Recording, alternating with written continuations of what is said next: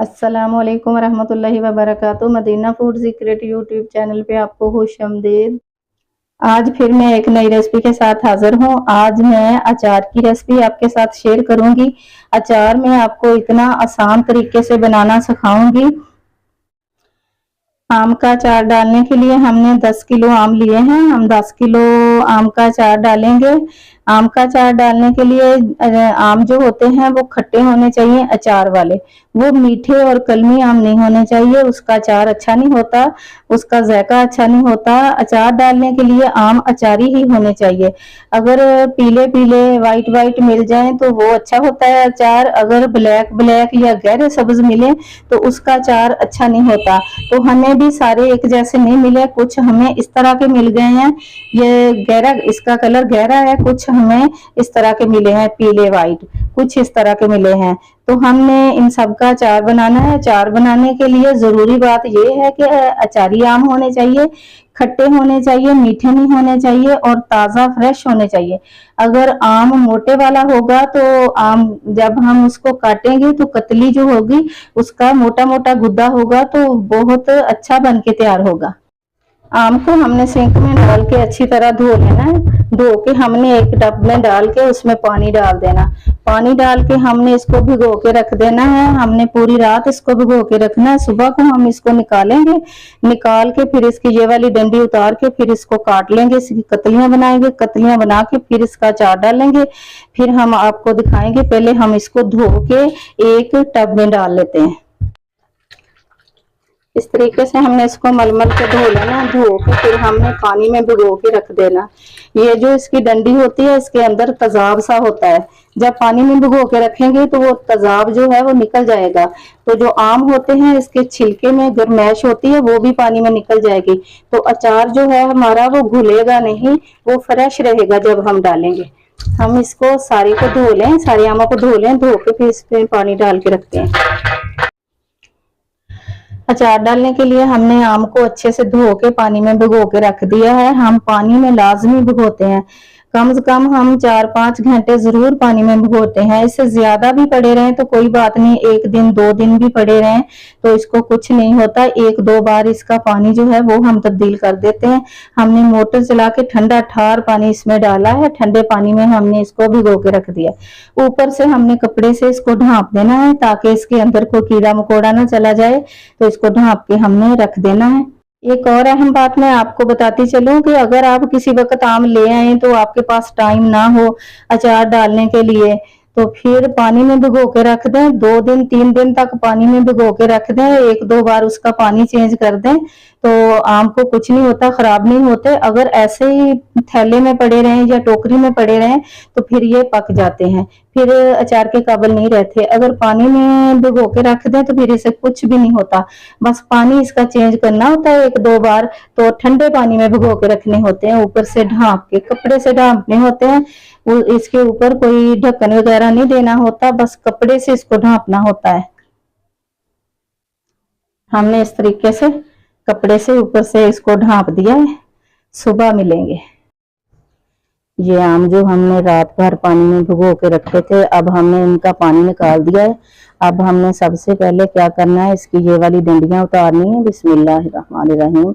इस तरीके से डंडियां उतार लेनी है। डंडियां उतार के फिर हमने इसको काटना है। इंशाल्लाह ताला हम एक एक बात आपको डिटेल के साथ बताएंगे। ये वीडियो थोड़ी लंबी जरूर हो जाएगी क्योंकि अचार का जो प्रोसीजर होता है वो लंबा ही होता है। तो वीडियो को शुरू से लेके एंड तक पूरा देखना है ताकि सारी बातें आपकी समझ में आ सकें। जब आप बनाएं तो कहीं आपकी रेसिपी खराब ना हो जाए। पानी में भिगो के रखने का एक फायदा ये भी हो जाता है कि इसका जो कलर है वो पीला पीला हो जाता है।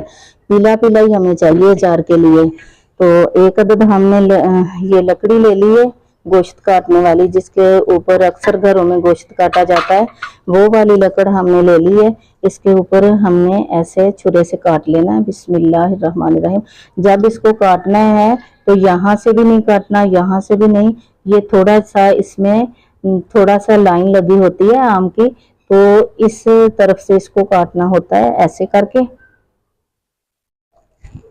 तरीके से हमने इसको काटना है। इस तरीके से काटे तो आसानी हो जाती है और कतलियां भी साफ सुथरी बन के तैयार होती हैं। ऐसे इसको मार के फिर इस तरीके से काट लेना। अगर छुरा और लकड़ी मौजूद हो तो बड़ी आसानी से कट जाता है, नहीं तो बाजार से भी काट के दे देते हैं। अगर चाहें तो बाजार से कटवा लें, चाहें तो खुद इस तरीके से काट लें। दरमियान से काट के फिर इसकी दो बना लेनी है, फिर इसको दरमियान से काट लेना इस तरीके से। फिर इस कतली को जितना दिल चाहे छोटा कर लें। अगर छोटा छोटा करना हो तो छोटा कर लें, बड़ा रखना हो तो बड़ा रख लें। हमने इसको छोटा छोटा काटना है इस तरीके से। हमने इस तरह ये छोटी छोटी कतलियां काटनी है इस तरीके से। ये बड़ी आसानी से कट जाती हैं। अगर काटने वाली कोई चीज मौजूद ना हो तो फिर बाजार से कटवा लें, बाजार से भी काट देते हैं इस तरीके से। हम इस तरीके से सारी काट के फिर आपको दिखाते हैं। आम हमने अचार के लिए सारे ही काट लिए हैं। एक आम और आपको काट के दिखा देते हैं इस तरीके से।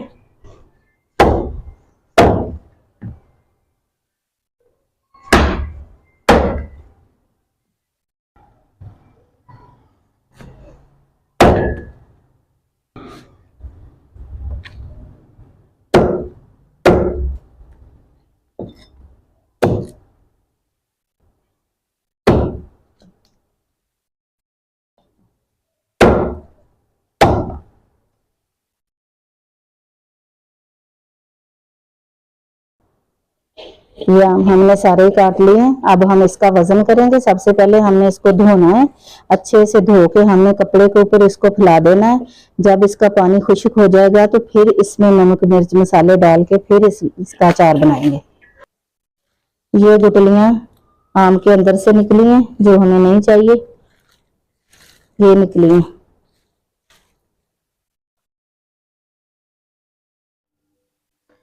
अचार डालने के लिए हमने जो आम काटे थे, काट कर हमने इसको अच्छे से धो लिया था। हमने पीने वाले पानी से धोया था, जो सप्लाई का पानी होता है गैलन वाला, उससे हमने धोया। जो जमीनी पानी होता है उससे नहीं धोना चाहिए। अगर उससे धो लें तो अचार जो है इसका कलर खराब हो जाता है, तो अचार ठीक नहीं रहता। तो हमने पीने वाले पानी से इसको अच्छे से धो लिया। धो के फिर हमने एक दुपट्टे के ऊपर डाल के इसको फैला के तो पानी जो इसका था वो हमने खुश्क कर लिया।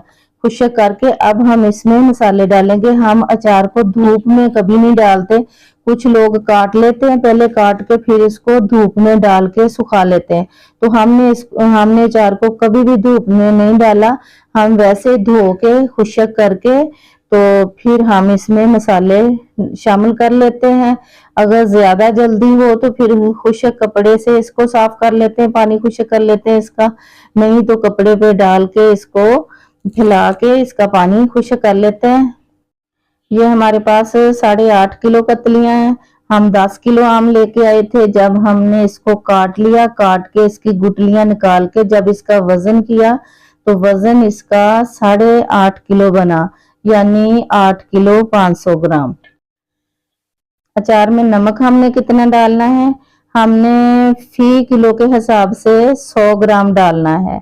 अब 1 किलो में 100 ग्राम जो नमक है वो परफेक्ट रहता है, ठीक रहता है, ना ही ज्यादा होता है ना ही कम होता है। अगर अचार में नमक ज्यादा हो जाए तो तब भी अचार मजे का नहीं होता। अगर नमक कम हो तो अचार जो है वो खराब होने का खतरा होता है। तो 100 ग्राम जो नमक होता है 1 किलो के हिसाब में वो पूरा आता है। तो हमने ये 8 किलो कतलियों के हिसाब से हमने 100 ग्राम के हिसाब से हमने ये 800 ग्राम नमक लिया है। 800 ग्राम नमक है, ये हम इसमें शामिल करेंगे। जो मसाले हम इसमें शामिल करेंगे वो हम आपको दिखाते हैं। ये 1 किलो हमारे पास देसी लहसुन था, इसको हमने छील लिया। छील के फिर हमने इसको अच्छे से धो लिया। धो के फिर हमने इसको भी कपड़े के ऊपर डाल के इसको भी खुश्क कर लिया। ये भी हम अचार में डालेंगे। हम अचार में लहसुन बहुत ज्यादा डालते हैं, फिर हम इसको खाते भी हैं। ये सेहत के लिए बहुत अच्छा होता है, शुगर के लिए, यूरिक एसिड के लिए, काफी सारी बीमारियों के लिए, दिल के अमराज के लिए ये बहुत अच्छा होता है। तो हम लहसुन जो है वो ज्यादा डालते हैं, अदरक भी डालते हैं। अदरक अब हमारे पास नहीं है तो हम अकेला लहसुन ही डाल लेंगे। ये जो मसाले हमने अचार में डालने हैं ये 1.5 चम्मच सौंफ थी, 1 चम्मच खुश्क धनिया और 1 चम्मच मेथरे दाना, आधा चम्मच अजवाइन, 1 चम्मच सफेद जीरा। इसको हमने दरदरा सा पीस लेना है। पीस के ये हम इसमें डालेंगे। ये वाले मसाले हम साबुत डालेंगे। ये सौंफ है, ये मेथरे दाना है, सफेद जीरा 1 चम्मच सफेद जीरा है, आधा चम्मच अजवाइन है, 1 चम्मच कलवंजी है। कलवंजी हम थोड़ी डालते हैं। कलवंजी जो होती है उसका इस्तेमाल करना सुन्नत होता है, तो इसलिए हम डालेंगे, वरना कलवंजी ज्यादा डालें तो तेल जो होता है उसको ब्लैक ब्लैक कर देती है, अचार भी ब्लैक हो जाता है। तो इसलिए हम सुन्नत पूरी करेंगे, थोड़ी सी डालेंगे, ज्यादा नहीं डालेंगे। ये खुश्क धनिया है, इसको हमने साबुत ही डालना है। ये जो मेथरे हैं ये आम के पानी में खट्टे हो जाएंगे तो अच्छे लगेंगे। ये खाने के लिए ये बहुत अच्छे हैं, जोड़ों के दर्द के लिए, जिस्म की दर्द के लिए ये बेहतरीन होते हैं, इसलिए हम मेथरे दाना ज्यादा डालते हैं। सौंफ भी हम ज्यादा डालते हैं। मसाले में से ये खट्टे खट्टे हो जाते हैं, बड़ी मजे की ये सारी चीजें हो जाती हैं। तो फिर हम अचार वाला मसाला जो होता है वो निकाल कर हम खाते हैं, हम उसको जाया नहीं करते। ये वाला जो मसाला है इसको हमने लहसुन में ही मिक्स कर लेना है। इसको लहसुन में मिक्स कर लेना है और ये वाला जो है इसको दरदरा सा पीस लेते हैं।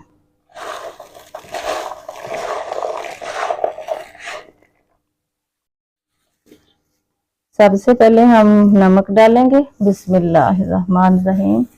नमक को साथ साथ डालते जाएंगे, हाथों से मसलते जाएंगे ताकि नमक जो है कतलियों के साथ अच्छी तरह चिपक जाए।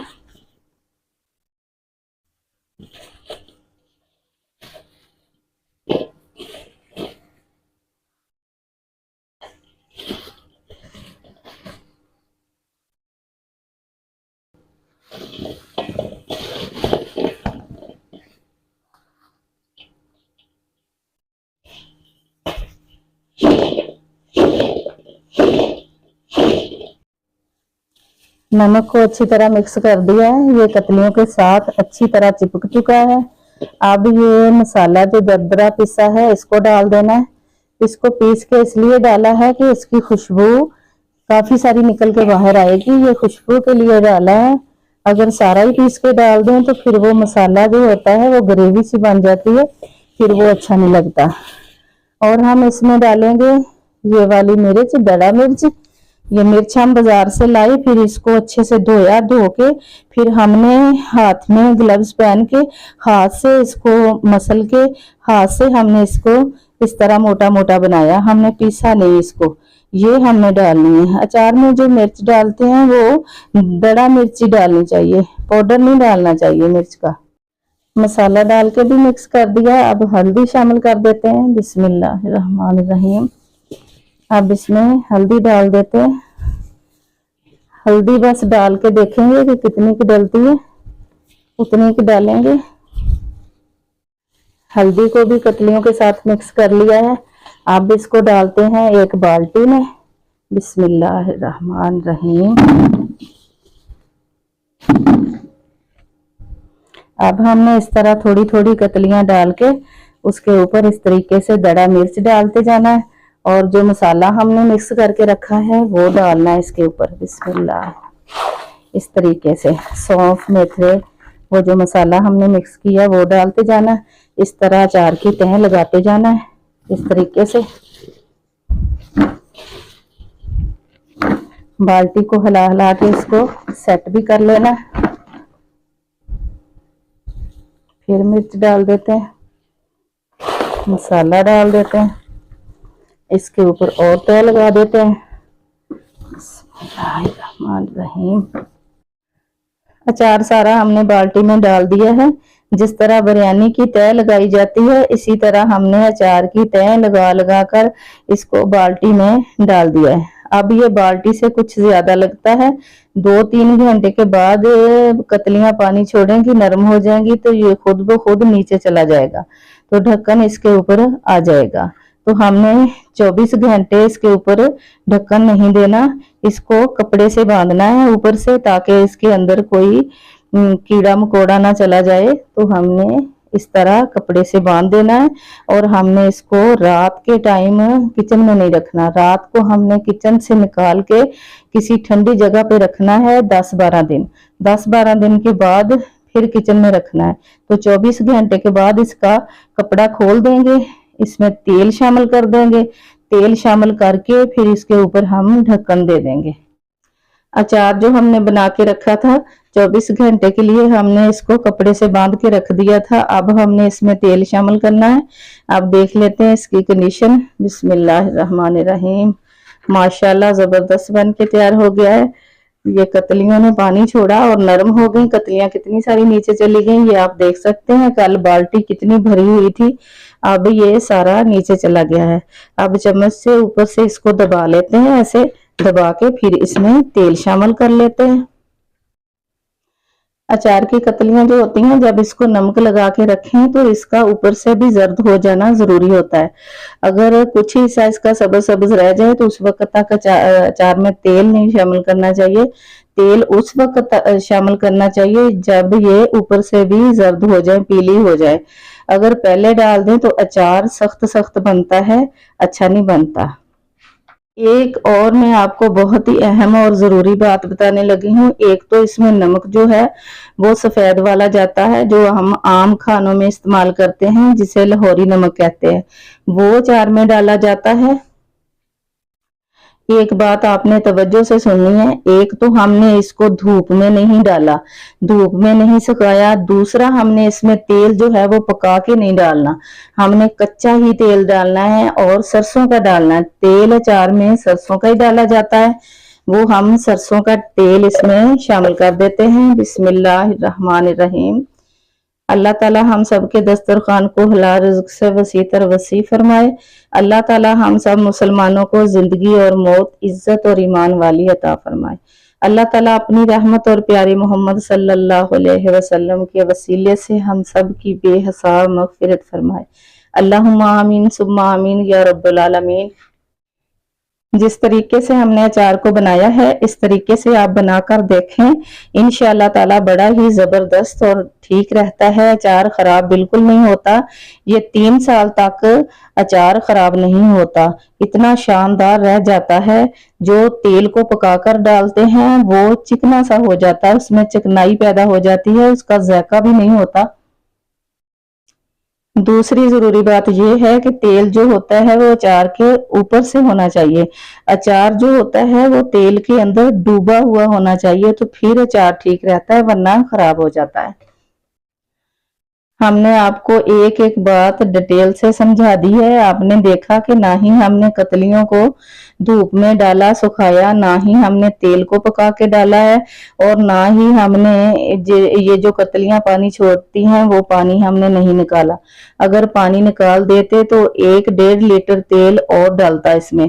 तो हमने 10 किलो की बाल्टी है, हमने इसमें 2 लीटर तेल डाला है, तो 2 लीटर तेल इसमें पूरा आ गया।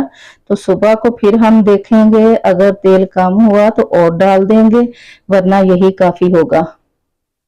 अचार हमारा माशाल्लाह रेडी हो गया है। अब हमने इसको क्या करना है, हमने इसको सिर्फ 10-12 दिन रात के टाइम किचन से निकाल के बाहर ताज़ा हवा में रखना है, सिर्फ 10-12 दिन। उसके बाद बेशक इसको कैबिन में रखें, किचन में रखें, जहां मर्जी रखें, सिर्फ 10-12 दिन इसको किचन से बाहर निकालना होता है जब ताज़ा बनाते हैं। माशाल्लाह बहुत ज़बरदस्त बन के रेडी हो गया है। वीडियो को लाइक और शेयर ज़रूर कर दें, दोस्तों में, अजीज़ों में, रिश्तेदारों में शेयर कर दिया करें। अगर चैनल पे नए हैं तो सब्सक्राइब कर लें, ताकि हमारी हर आने वाली वीडियो का नोटिफिकेशन आप तक सबसे पहले पहुंचता रहे। अगली वीडियो तक के लिए हम आपसे इजाज़त चाहते हैं। अल्लाह हाफिज़।